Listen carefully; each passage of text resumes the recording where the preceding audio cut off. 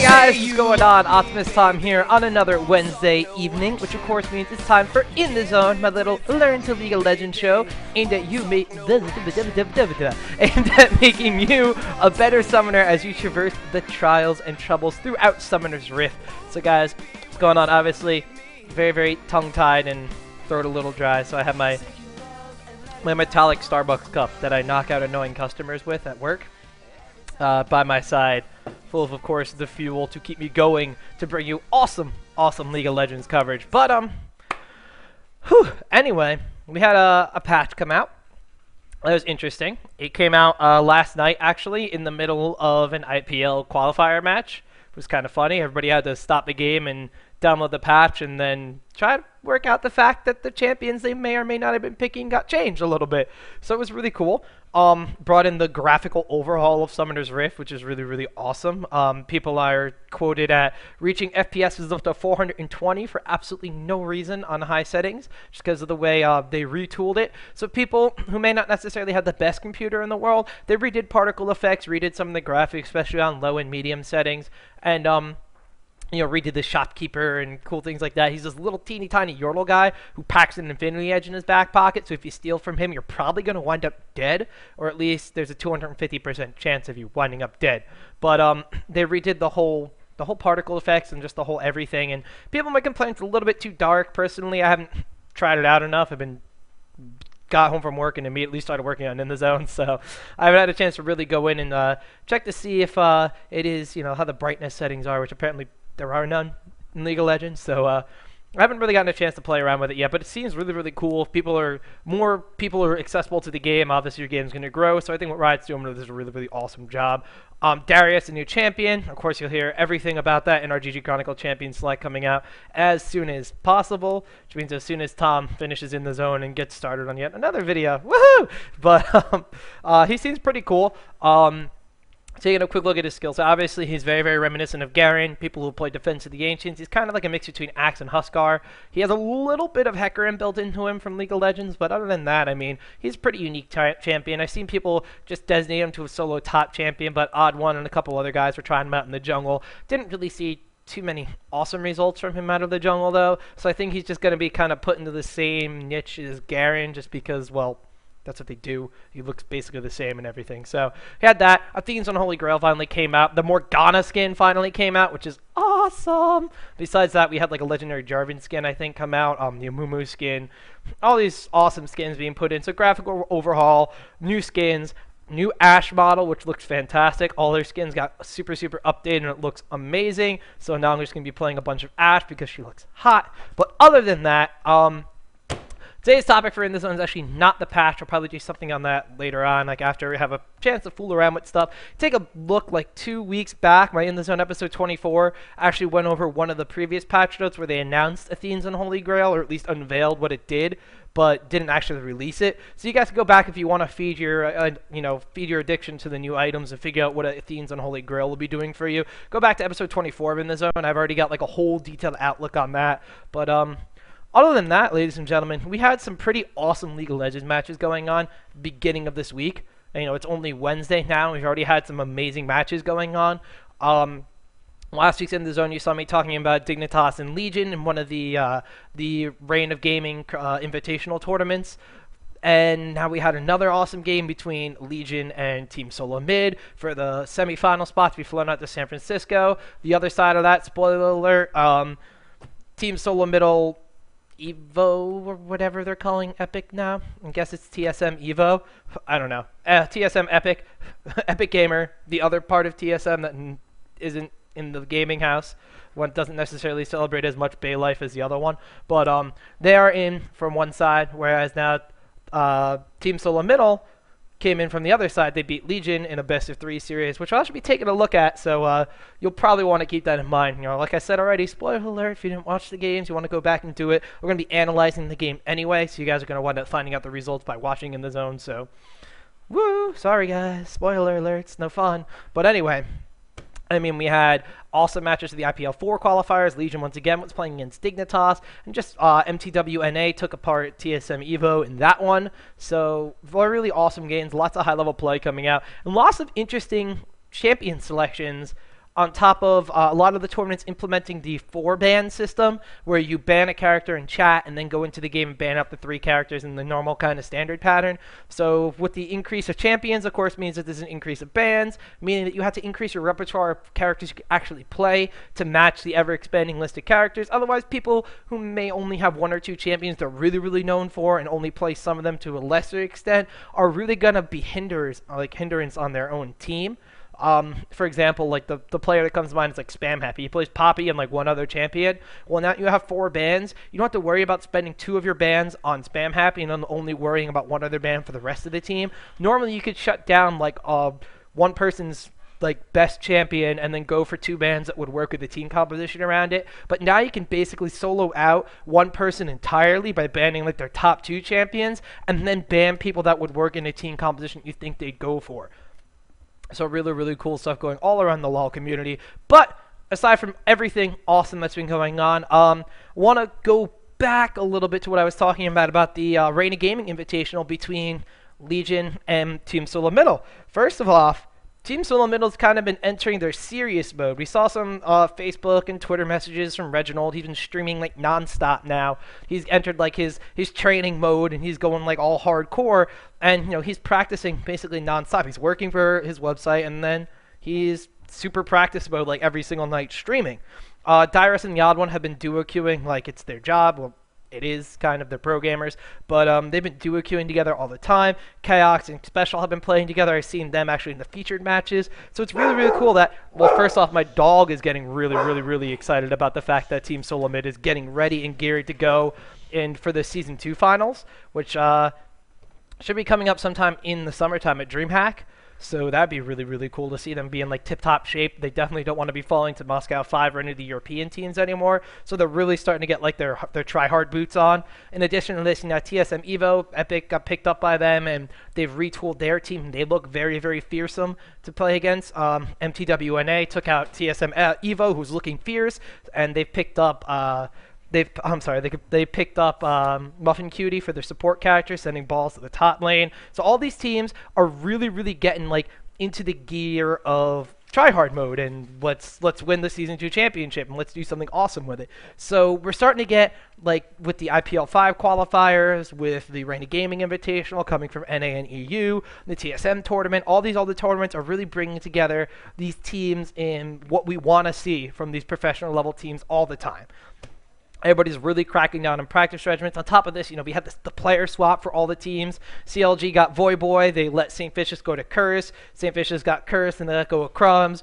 Crumbs went to Dignitas, and Dignitas sent Voyboy over to CLG. So this whole like triangle, triforce of trading power going on in the League of Legends community. So everybody's just like, all right, we need to buckle down. We need to figure out what we're doing for the championships and for all these tournaments that are coming up and really start getting our heads in the game, which is providing us with some really awesome things and showing us some things that we're not really used to seeing out of these teams, including, you know, different champion choices, different players, you know, switching roles. Hotshots in the jungle, Crumbs is in top lane, or back in top lane. If you guys remember, Crumbs was playing top lane for a while, learned jungle for Curse in about a month, so not really too unfamiliar territory to him. But all these players are, you know, they're experimenting at this point in time, but they're practicing it like they're StarCraft pros. They're basically going in and being like, okay, well, we need to figure out what this is doing and why. Dyrus has been grinding like Kale solo top for like 6 hours a day at some points. I don't know. I'll go like wake up in the morning for work and he's still streaming.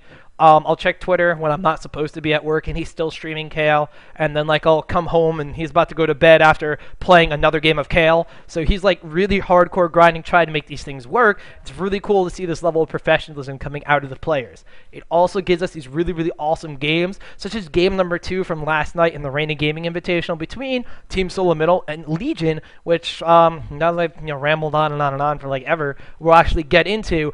And basically what I'm going to be doing is, you know, like I said, these players are playing characters that they never played before, never tried in these team comps. They're also going back to characters that you're maybe not used to them seeing, like see them playing as much. Reginald was playing Karthus in this game, which, you know, if you watch his stream, he plays every now and then, but you haven't really seen him bust out in tournament play for a little while, so it was actually really, really exciting. So, like, without further ado, why don't we just get into the game, and I can just keep rambling on and on about how League of Legends is amazing while we actually talk about the game this time.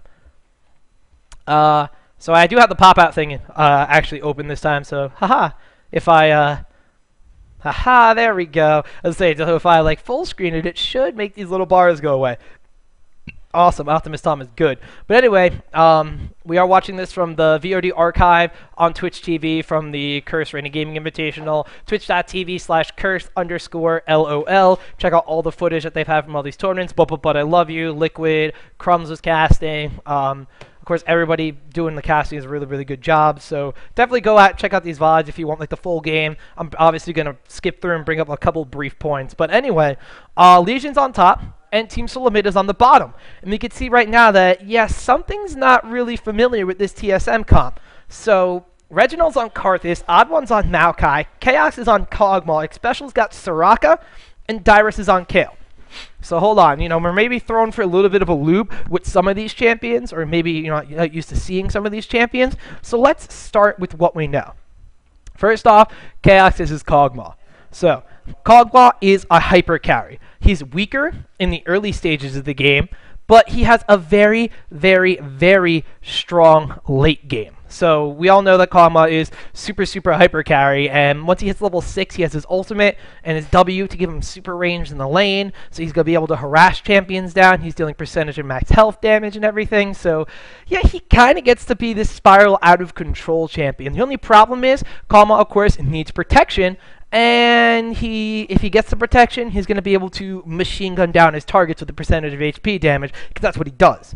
If we take a quick look back at the screen, we can see that Chaos is actually running heal in addition to flash on his Kog'Maw, which means that he's building himself a little extra survivability, just built in naturally. So therefore, he's accounting for a little bit of his own weaknesses. However, he's a range carry. He can't account for everything in the game. So now we move on to what Xpecial has picked up, which is Soraka. Basically the heal bot of all the support characters. She has her W, she has her ultimate. Double heals on top of Kog'Maw's summoning heal means that there's 3 possible heals once Soraka hits level 6 in that lane. Not to mention this, but her Astral Blessing, her W, is going to be giving a massive armor buff, which means that in the early stages of the game, when Kog'Maw is weakest, the enemy AD can't really harass him down as much, despite Damunlal over here picking up Tristana, who is going to be able to rocket jump in and deal a lot of damage. Buster Shot, of course, is going to be a very, very annoying thing for Kog'Maw and Soraka to have to deal with. But she's going to be able to buff his armor, so he's not going to take as much damage, even if he does get harassed and poked down a little bit. We see over here that, of course, Anubis has actually picked up Janna, too, taking that from TSM from game number 1. So she has a lot of poke potential and a lot of crowd control, too. And then, in addition to this, she could reposition everybody with her ultimate. So they have a pretty tricky bottom lane to contend against, especially one that has a lot of harassment potential, especially level 2. If Janna's going to be able to get her tornado and a slow, and Tristana's going to be able to, get the explosive shots, reduce the healing that Soraka can put onto Kog'Maw, attack in between the heal at level 1. Soraka has like a 20-second cooldown on that. So there's like a big open window of opportunity where Kog'Maw's weak that Anubis and Damunlal can really take advantage of. So they picked up the Soraka, not only, try to get that armor buff, and we've already talked about the weakness in between, but she's going to be able to infuse, which is not only going to be able to let Kog'Maw burn spells to harass and gain his CS advantage, but it's also going to be able to silence ganks and silence this potential. Tristana, when she jumps in, is going to get silenced, or when she looks like she's going to jump in, Soraka can position for an infuse to silence. Same thing with Janna. If Janna's going to be trying to, do that bush war kind of thing, Soraka can keep her silenced and keep the CC out of there, or keep the shield off of Tristana, force Janna to play a little bit more passively instead of actively, and that could kind of change the whole momentum of that bottom lane. On top of all this, Soraka also has her Q, Starcall or Starfall built in. Sorry, Starcall's Priestess of the Moon. Playing a little too much Dota 2, ladies and gentlemen. Sorry about that. But she has the Q with built-in magic penetration. Kog'Maw's spells are going to be scaling off of predominantly AP, but in addition to this, his ultimate scales off of both. This magic penetration is actually going to factor into Kog'Maw's skill set kind of nicely, because even if she's just idly harassing with the Q, it's going to stack up to a bunch of times on them. So even if she has like 2 or 3 stacks, it's just that extra amount of damage Kog'Maw's dealing that maybe he's not supposed to deal at the early stages of the game and later stages of the game. That can make or break the, being 2 or 3 shot, which later on, as we talk about what other characters that TSM has picked up, could really make or break team fights or really just turn the whole thing around on someone's head. Speaking of turning things around in people's heads, we have Maokai in the jungle from the Odd One. And even though he doesn't really turn people over, I always kind of think that when he twisted advances someone, he doesn't just kind of like grab onto them. He's just kind of not like, oh no, don't go anywhere. He's kind of just like, no, and like tackles them and just completely roots them into the ground. Like that's, I don't know. Maokai's a football player in my mind. I have no idea. But picking up Maokai, he could do a lot for this team. In addition to providing crowd control of the jungle, he's going to be able to help gank lanes as early as level 2 or 3, and then onward to spiral these lanes into his team's favor. On top of this, he can initiate team fights, which is something this team is going to need, because the only other person they have is Karthus, who can walk on in with an AoE, drop a wall, and that's basically their initiation. He gives some sort of crowd control to initiate upon a single target. He's also letting people kind of solo one target out for the team to focus on. So Maokai's going to be running in and maybe grabbing the ranged AD, like in this case it's going to be Tristana, you know, before she could jump away, then, or maybe she jumps in to engage on someone and Maokai kind of comes out of a bush for a gank and roots her in place with that twisted advance, knocks her back with the Q, deals the damage with the sapling, and then of course is going to be protecting his own team with his ultimate. That could just be devastating and completely turn things around for somebody.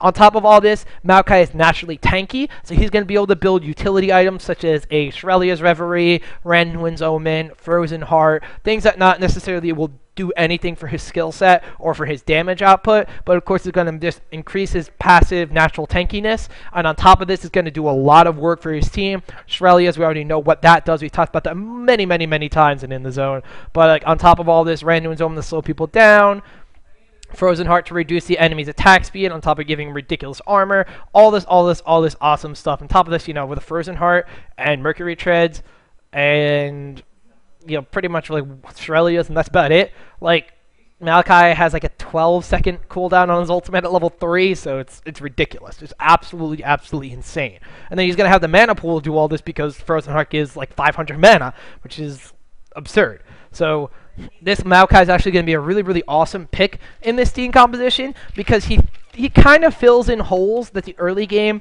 has weak, but he transfers better into the later stages of the game because even though he's not a hard protect the Kog'Maw kind of champion, he's definitely more of a let's like help the team, let's, you know, reduce damage that's being dealt to them, let's get utility items to support them, but still be able to tank and still be able to do stuff as a Maokai.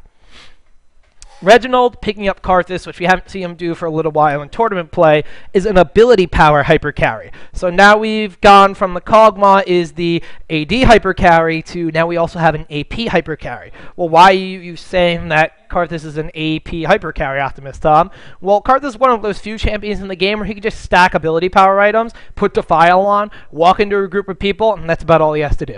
I mean, we could put down his wall, that'd be helpful because it shreds on top of everything, but no, all I have to do is walk into a team fight and just be like, yo, what's up? You know, cast a couple Qs around in the circle. And that's all he really has to do. Why is this? Because of his passive. You know, if he runs in and dies, his passive is going to let him live for those extra 8 or so seconds, and he's going to make him deal max DPS in the fight anyway.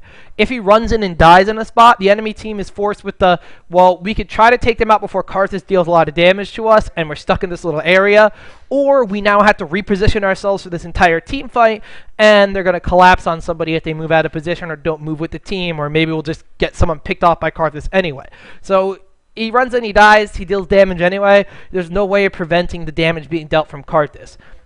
On top of all this, he has ridiculous farm potential in the lane because he has the mana regeneration from the passive that his skill is going to be giving him, and then he just turns on the AoE and he has the Q that could deal AoE damage or single out targets to deal double that. So he just actually is a farming beast in lane. And of course, then you have his global ultimate, which Legion is not going to be able to counter against because TSM took Soraka.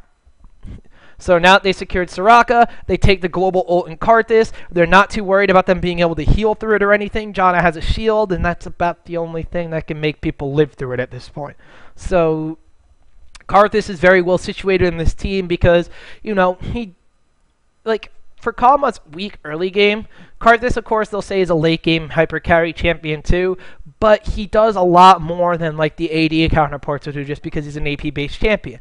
Having a little bit of ability power, having the AoE damage, having his global ultimate, once he hits level 6, he establishes himself in a little bit more of a solidified position than Kog'Maw does, and then that position only grows in leaps and bounds as he adds ability power and gets into further later game builds. Whereas Kog'Maw, once he hits level 6, he harass a little bit better and he pushes champions off of him that are just all over him in the lane, but he doesn't really, get into like the I'm just going to sit in the back and just chunk people down until like level 11 or 12, probably around like 15 to 20 minutes into the game. So it's a little bit of a different hyper carry, plus one's AD, one's AP, so now you're kind of confronted with the fact if you're Legion, like, well shoot, what am I building against? Is Karthus going to run away at the early stages of the game and just AP the crap out of me, so I need to build magic resistance? Or am I going to try to build towards the end game with Kog'Maw, who's going to be dealing physical damage, but percentage of HP damage and magic damage anyway, so do I stack the magic resistance? Do I go for armor? I can't just build straight HP because Kog'Maw's W is going to shred through it. And then we throw another champion into the mix, which hopefully I'll be able to talk to Dyrus about sometime soon. He's Kale. And Kale's just kind of, like, when you first look at this team comp, what do you think Kale adds to this entire team fight? First off, against the top lane Yorick, how is Kale going to win? Like, Yorick is a harass-based champion, and Kale's not known for having a lot of HP or a lot of survivability outside of maybe a heal. So, like, what is Kale going to do in that top lane? What is Kale going to do in that, in the overall team fight? So we're going to have to, take a step back and be like, okay, let's break down Kale skill by skill and see what Dyrus is going for here. Passively, Kale will shred magic resistance and shred armor. Okay, that's cool because that helps Kog'Maw. That helped, that stacks with Karthus as well. Okay, so we have some synergy in the team, but that can't be it. That can't be it. Okay, Kale's Q will slow. It'll help her own DPS because it shreds her personal damage further, and it deals damage. Okay, so she has a little bit of crowd control in the slow. She can make herself deal extra damage on top of her passive, letting her team deal extra damage. Slow means more hits will get in. Okay, so she could get more stacks of her passive and increases her own DPS. Okay, so she has a little bit of damage potential.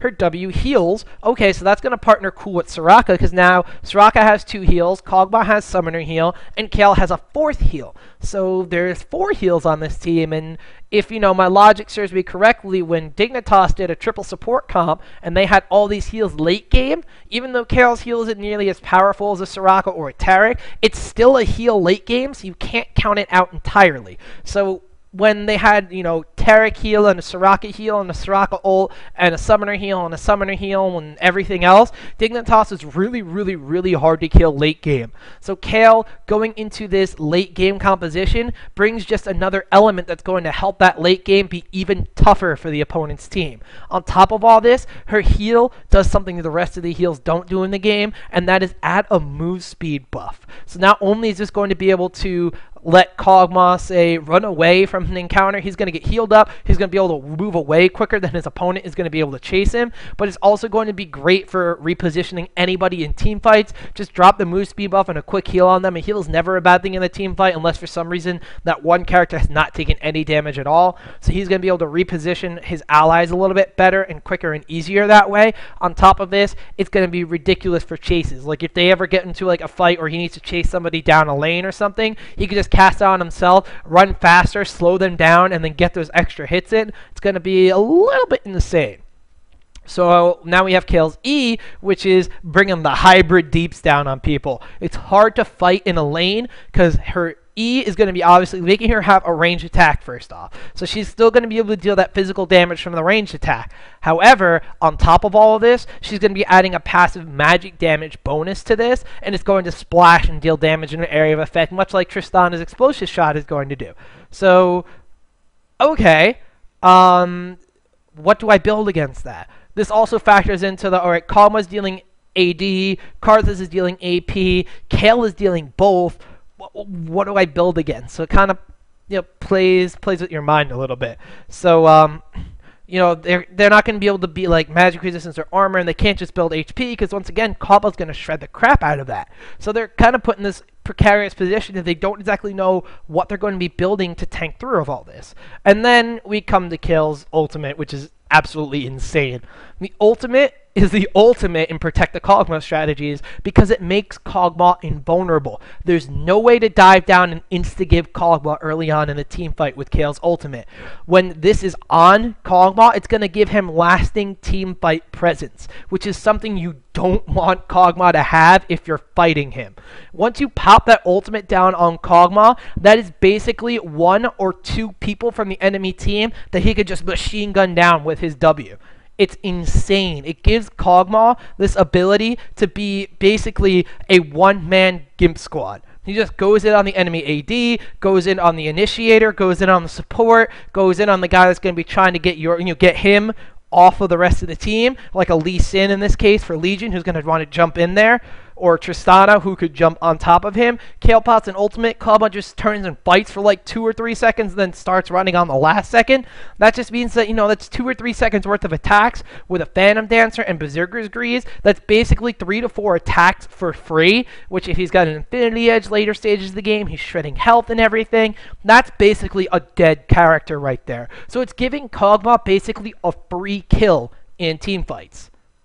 And he's not taking damage. So then he's going to pop out of that kill with however much life he has. Maybe it's full life because you're healing him up. Maybe it's a little less than full. Maybe it's only just a little bit. And then if he dies, he procs his passive. So he's still dealing even more damage on top of that. You can also ultimate Karthus.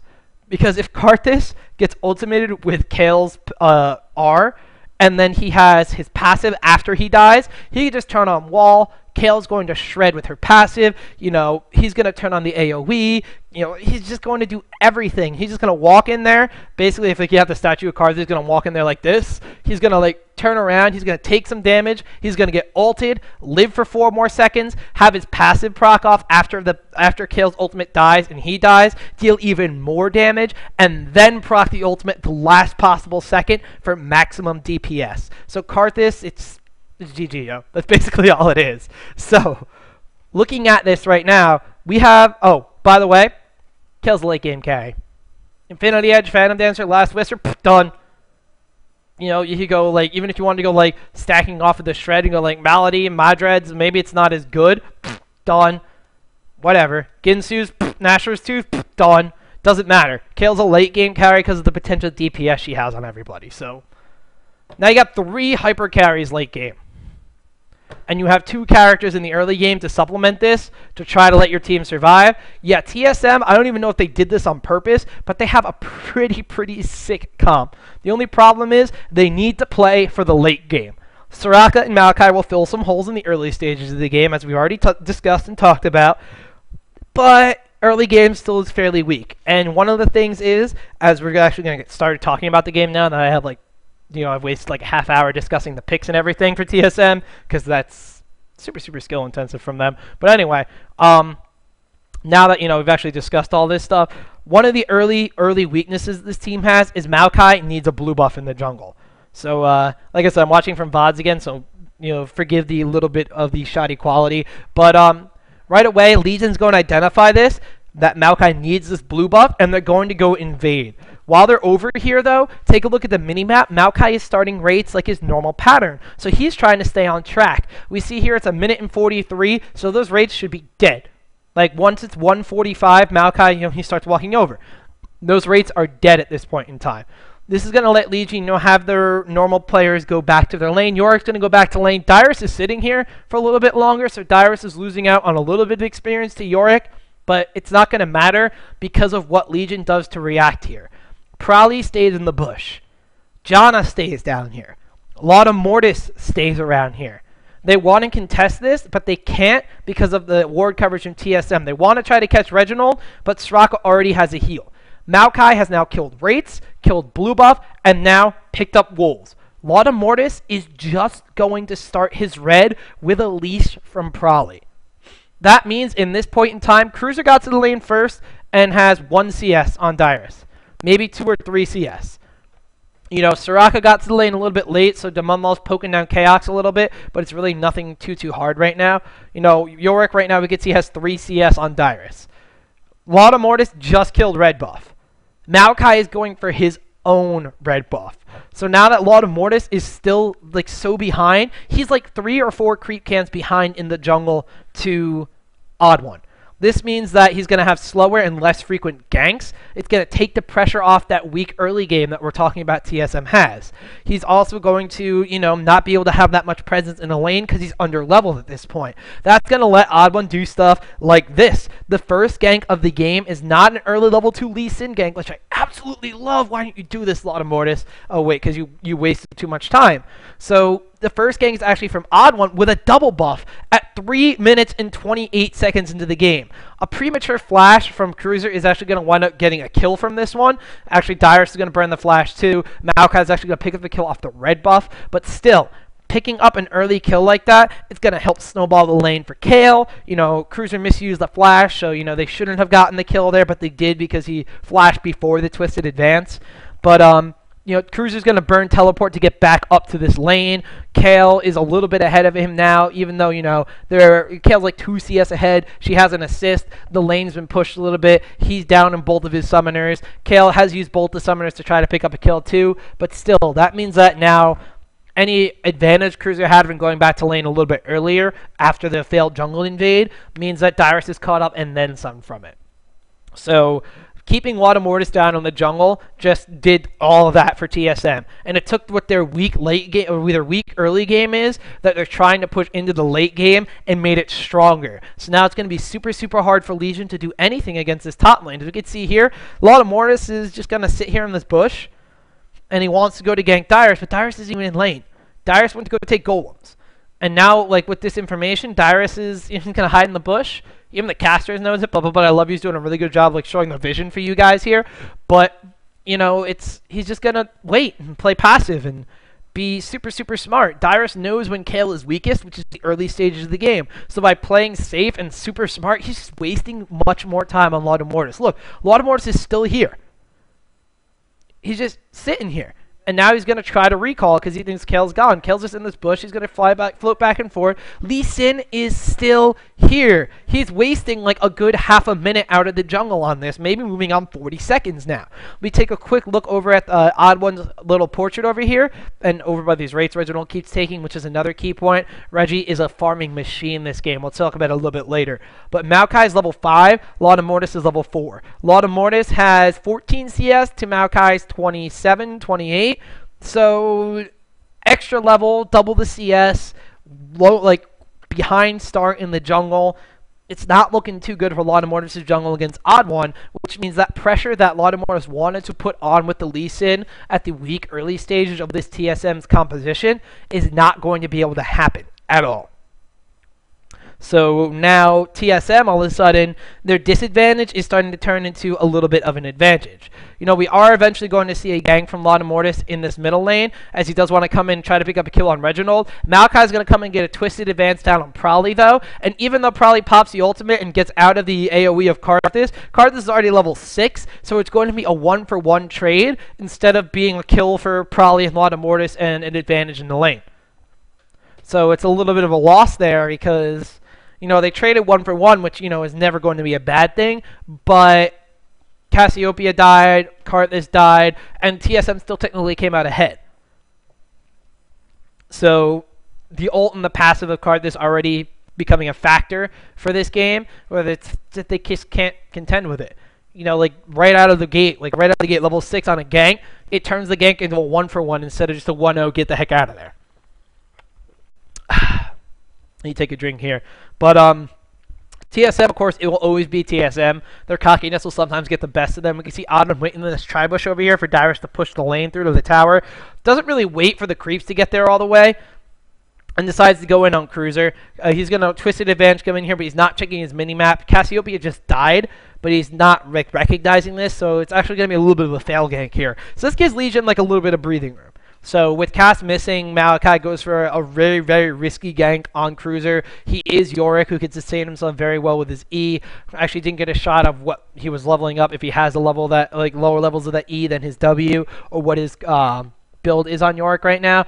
But still, like, they're going to have a little bit of an advantage. Probably's kind of throwing it away here because he's going to get this tower dive down onto Dyrus on top lane. Meanwhile, on bottom lane, Lee Sin actually does get ganks off and picks up a kill on the bottom lane. So, you know, like Legion, you know, they fell behind early. They get a little bit of a breather in that top lane with that gank. Then, you know, probably almost throws it away, but Lee Sin makes up for it on the bottom. So any advantage that they really need, they're still trying to hold on to and stay in the game with the early lead they need. Only TSM's still a little bit ahead in gold despite being down by a kill. If we take a quick look over here at like the 20-something minute mark of the VOD, which is a 10-minute mark into the game, it's ridiculous. Like, let's stop for a second and let this bar fade away. Let's look at the middle CS right now. Now, Prowly's been very active on the map thus far. He's been in the top lane. You know, he's doing what he can in his middle lane. Reginald's been farming his rates whenever Prowly is away and farming up his middle lane. Karthus has 91 CS. Cassiopeia has 57. Kog'Maw has 73 CS. Tristana has 65. So, and just look at the items right now. Like Kog'Maw and Tristana have very similar items. Kog'Maw has a couple health potions left over. You know, Karthus has his catalyst already and boots. And he's actually just chilling by his tower. He could possibly be teleporting back at this point in time. Cassiopeia does have Sorcerer's Shoes and these double Dorans, so she's a little bit ahead because of these 3 kills. But Karthus is still 91 CS compared to Cassiopeia with 57. You know, Reggie's just a farming beast this game. And this is, you know, if they can get to that late stage of the game that they really, really want to be getting to, this is going to be all that TSM needs to basically take a game right up from underneath Legion's early game noses. Like, that's what their team comp is supposed to do. It's supposed to, you know, outlast the enemy team. However, what they do, what the map activity is giving them, is a little bit of an advantage towards this farming comp. Like, Dyrus is pushed all the way up to the tower here trying to farm up minions. He is a little bit behind Cruiser, so he takes the advantage of Cruiser being back. I guess he forgets he has teleport. Lee Sin comes in from the jungle, and they do wind up picking up a successful gank.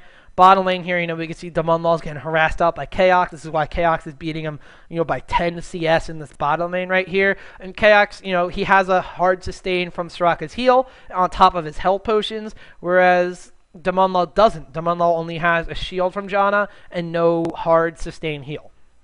So Kog'Maw getting a little bit of the best of Damonlaw, which you don't really want because Kog'Maw is going to be your hyper carry late game. And Tristana wants to try to take advantage of a little bit of an early harassment on him to get a better position before Kog'Maw goes, you know, all out of control. Blah, I'm from the void. Let me spit crap all over the place and kill you. What we do see here is if we fast forward a little bit, we will see the presence of the map from Reginald start to take over for TSM.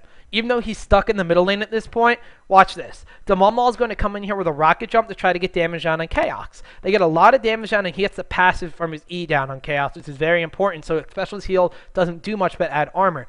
Lee Sin's going to gank here from the jungle, but look, Reginald's ultimate deals so much damage at this point in time with just a catalyst that they have to back off the tower, otherwise it's going to be an even trade again.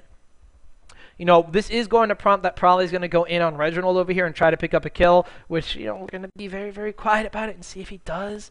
Lands the poison.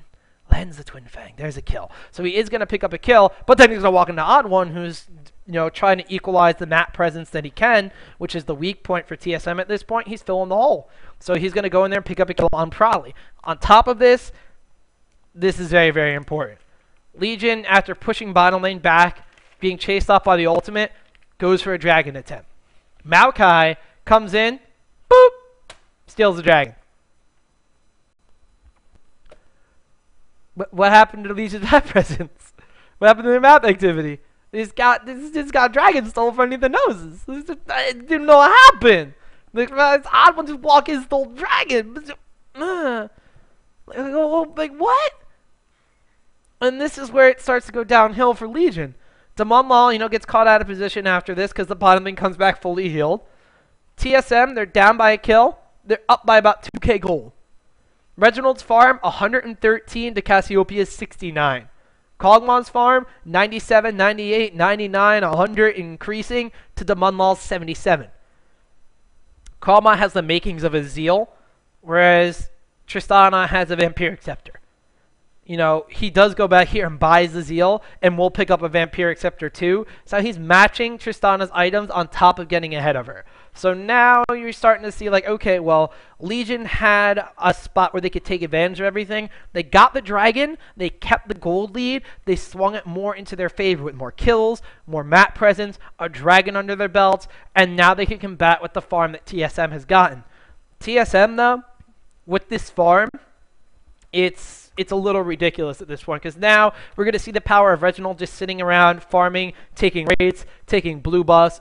Less than 15 minutes into the game, he has 129 CS. I think he's missed maybe like 4 or 5 creeps from the entire game to have this CS right now. So Reginald is playing some of the best CS wars of his life right now with this AoE damaging Kartus that we talked about back in the Champion Select. So things just kind of start slowly unraveling for Legion at this point, because now we're hitting about the 15-minute mark. This is like the mid-game point, and this is like the last chance for Legion to make or break something happening. If we fast forward like a little bit towards the 20-minute mark, that's the start of the late game, and that's where TSM wants to get. So if TSM can survive past the 20-minute mark, then their strategy is working, and they're going to get the results they want. Even this bottom lane here, Kog'Maw is doing so much work against Tristana, it's ridiculous. He's level 8, and he's harassing so much that Tristana has to recall. You know, Lee Sin in the jungle has to get a Wriggles Lantern for sustain and help him try to farm up a little bit with those Madred's Razors, whereas Maokai, you know, he has triple GP10. So now Maokai is going to be generating so much more gold than Lee Sin, on top of the fact that, you know, they have the same kills, same assists. Maokai has a death, Lee Sin does not, but Maokai has more farm out of the jungle. They both have pretty much the same map presence in ganks because they have the same kills and assists. So Maokai and Lee Sin are basically match for match on that. Odd One's just coming out ahead. And let's not forget, Odd One stole the freaking dragon before. So if we fast forward a little bit over here, because there's a little bit of passivity, and Legion's going to try to catch up in the farm game a little bit, get a little harassed on Dyrus, because they don't really, either they don't know what Kale's doing, or they know what Kale's doing, and that's why. So they want to be keeping her down as much as possible. We did see that TSM picks up a kill, and now they're actually going in on Prolly here, who gets an ultimate on Reginald, but I don't know if you want to be doing that. You know, Reginald's going to come in here, turn on his AoE. A lot of Mortis comes in. They are going to pick up a kill on Reginald, actually keep him out of the fight, but his ultimate is just going to wind up picking up a double kill because of the damage they've taken already. Maokai's rooting people in place. You know, Yorick is going to ult Lee Sin here, but meanwhile on the bottom, we see Kog'Maw is chasing away Tristana through a tower. Never going to be what you want to happen, having your AD losing a straight-up fight to their AD that badly. Maokai is just tanking and not taking any damage at all. Soraka is actually going to pick up a kill here on Lee Sin. And when Soraka starts picking up kills for your team, you kind of know that something's going wrong for you. So this is like the start of this downward spiral for Legion. After Cruiser runs away here, we are at the 20-minute mark. Dyrus is pushing the tower at will. He wasn't even in that fight. No Kog'Maw, no Kale in that fight, and they still wound up taking it. And my dog knows how exciting that is if you're a TSM fan, because it really just starts to turn the game in their favor. On top of this, they're going to take a dragon, so this is the second dragon they take in the entire game, and it just even starts panning out better and better and better for them. So we fast forward just a little teeny tiny bit more. We'll start to see how TSM's advantages into this late game are really starting to take like a death grip on Legion's like chances of coming back at this point. Fast forward a little bit, we'll see that there's a special being caught a little out of position here. So a lot of Mortis and Prowler are going to want to try to go in on this, but they know Reginald is over here. They see Maokai coming from behind. Maokai is actually by himself here, but he's so tanky. You know, he's taking maybe half HP in damage, but he's still dishing out a decent amount onto the weaker characters like Cassiopeia, and we saw Yorick actually taking a little bit of damage. Prolly actually gets caught out of position here while his team falls back. He goes in a little bit, so they're going to pick up a kill here. Chaos has to burn a flash over the wall, and the wish from Soraka on top of his summoner heal is going to bait Lot of Mortis into being picked up as a kill from Reginald's ultimate. Kale's ultimate saves Chaos, and look at all the heals being put down on him. Lot of Mortis' ghost can't even touch him. Kog'Maw gains health after that engagement because of the Kale ult and the heals. Absolutely insane what they just did there. This is actually going to transition into TSM taking a very uncontested Baron. So now TSM has all the resources they need. Their plan came into full effect. We saw what happened when they ultimate Kog'Maw. They come ahead in the team fights. 25 minutes in, Reginald has 266 CS. Chaos has 200. The other side of the field, Yorick has 178. Prowly's 166 on Cassiopeia. And Damunlaw's a full 50 behind Chaos. 151 to 201. Kog'Maw picked up the Baron kill, apparently. You know, Reggie's a full 100 CS above Cassiopeia. And, you know, Bubba, but I love he's doing a really good job here showing us the gold differential. 10k on Reginald, I think not even 7.5 on Cassiopeia. 7k on Kog'Maw, not even 6k on Tristana. So that's just a huge, huge differential that farming is giving TSM at this point in time. And this is basically what they've been doing the entire game and working towards the entire game, because it just transitions to the fact that they can't really do anything against it. Even though Tristana's going to go on a Chaos here with a Baron buff, they going to pick up a kill. They do pick up a kill on Chaos. You know, his pass is going to go off on top of all the damage in here. And look how low Damunlaw is again. So, you know, like, Kog'Maw loses the Baron buff, but look how low they are. They're not really going to be able to apply too much pressure. You know, they are going to pick up a tower here, but that's about it. They have to back off. The enemy team has Baron buff, otherwise they're going to die. We fast forward a little bit more, and all of a sudden the tables have turned, and TSM is pushing down their tower, and they have picked up kills. So, you know, TSM being super farmed up. Reginald with 303 CS, picked up a Magi Soul Stealer at this point in the game. Rod of Ages at full stacks, Death Cap. Props with Ultimate when they're not even in a team fight. Look how low it gets to Damunlaw. Almost picks up a kill on a more than half HP Lot of Mortis and Inubish. Forces them back. They're going to run in. They're going to take the tower. And then one of my favorite goofy little parts of this game is what Dyrus does to Reginald at the end of the game. Just keep your eyes on Reginald's cards this year. Turns on the AoE. Runs in, you know, he's going in, oh, you want to go into the summoner platform? I'm going to ult you. You pick up a kill on Tristana. You're still ulted. I'm going to run in here. You can pick up a kill on Cruiser. You want to dive the summoner platform. You're going to deal damage anyway. But TSM is going to take a very convincing game with this strategy that, you know, it looked kind of weird at the beginning, like where is Kale going to fit and what can we do with this? And they win with it. That's what they do. So all in all, it's a really, really awesome strategy and a really awesome thing to see that these teams are, you know, taking new ideas and playing with them and getting different team compositions and seeing like what they can do with them. So it's really, really awesome because this is one of the top teams in North America, TSM, playing with different champions and playing with a different kind of thing. And I don't even know if they practice it this way. This is the way it was going to come out. So it was really, really cool to see Dyrus take his Kale, which you've been watching him play solo queue with Kale. He's not hyper carrying. But at the end of that game, he had Infinity Edge, and, you know, he was dealing damage on top of everything else. His ultimate is exactly what that team comp needed to, like, once they hit that late stage of the game, instead of Legion being able to run in there and pick up a kill because of some early game snowball advantage, you know, they took all the holes and plugged them as much as they could. You know, Legion's failed jungle invade and, you know, the failed ganks and everything, and Lot of Mortis not being able to be as they caught up in the jungle with Odd One, really, you know, spelled a little bit of disaster for them and kind of buffered TSM's gameplay. Had they been playing a team that, you know, maybe didn't stick around for a jungle invade like that or walked away a little bit sooner, it would have been a little bit harder of a game. Dyrus still has a little overextension issue with his Kale, and, you know, we saw the bottom lane. If, you know, when Lot of Mortis ganked, they picked up kills on the bottom lane.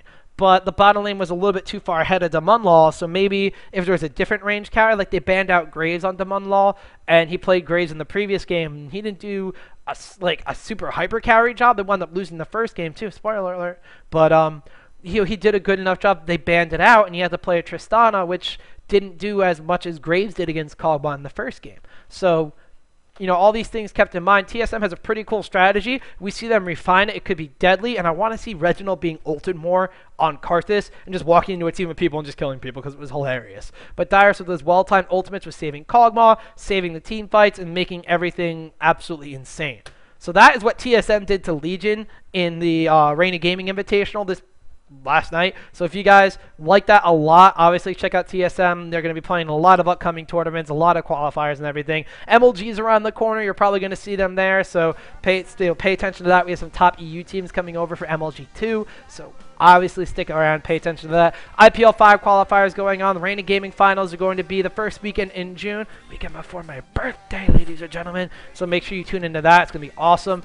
On top of all that, stick around. Maybe there's some more tournaments coming up and announcements. Season 2 finals are not that far away. They're going to be at the next DreamHack tournament, so pay attention to that. And like I said at the beginning of the show, these teams are getting into tip-top shape for the toughest games of their life. So this is the best time of the year to be a LoL fan, because after all these crazy transactions, all these crazy team comps that make me take ridiculous pages worth of notes, TSM, you're going to have the most awesome games of League of Legends we've had in a long time. So guys, stick around, support League of Legends, watch In the Zone episodes, because I'm going to keep covering all the strategies these teams are throwing at you, dissect them and everything. Like I said, hopefully I'll get in contact with Dyrus again. Unfortunately, they have games to play tonight. He took a nap.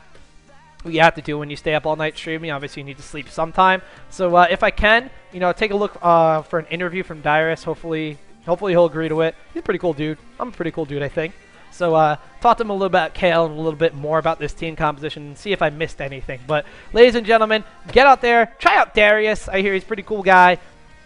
Maybe you shouldn't try out Darius. There's a bug where if you cast his ultimate and it refreshes his ultimate, there's a bug that you could refresh the rest of your team's ultimate. So you're gonna get that abused against you. So anyway, guys, see you out there on Summoner's Rift. I'm going to play some Darius myself because I got a champion select to record. See ya.